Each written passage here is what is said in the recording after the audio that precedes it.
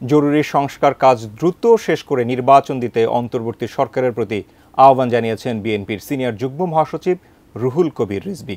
তিনি বলেন, স্বৈরাচার আওয়ামী লীগের পুনরুত্থান হলে পরিস্থিতি আরও জটিল হবে।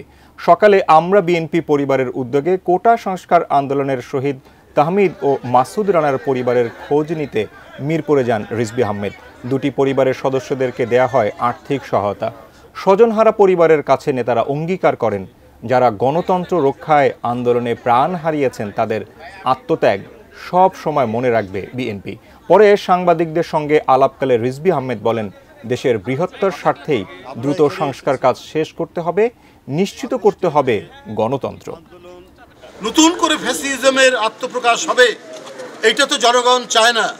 জনগণ চায় শেখ হাসিনা অন্য দেশের সাথে যে চুক্তি করেছে সেই চুক্তিগুলো বর্তমান অন্তর্বর্তীকালীন সরকার প্রকাশ করুক।